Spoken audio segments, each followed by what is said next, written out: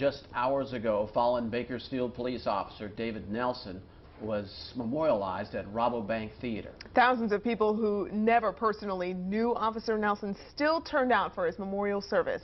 Eyewitness News reporter Jose Gaspar is live from Rabobank Arena with a look at how the community has responded. Jose?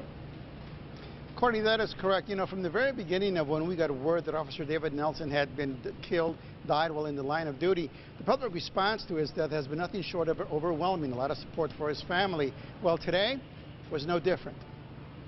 The convention center was filled with those who knew and did not personally know David Nelson, killed in the line of duty. When you work in law enforcement, there's a connection, there's a bond. Anthony Mosley is a former BPD officer, a veteran of 25 years.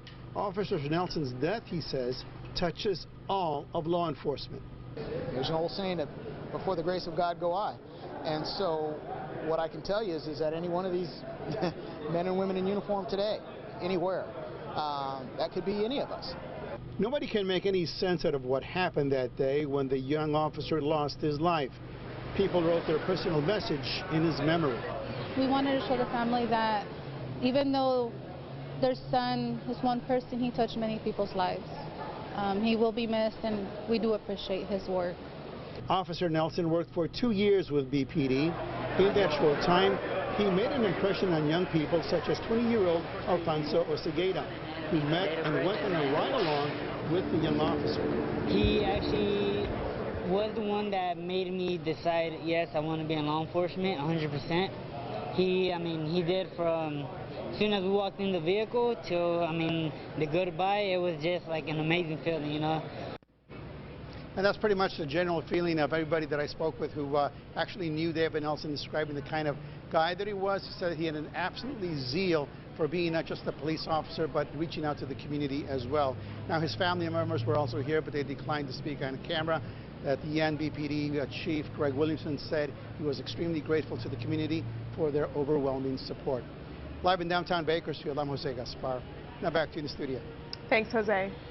And inside the service, colleagues and friends spoke of their memories of the officer. Eyewitness News reporter Matt Boone was inside. He joins us with more. Matt?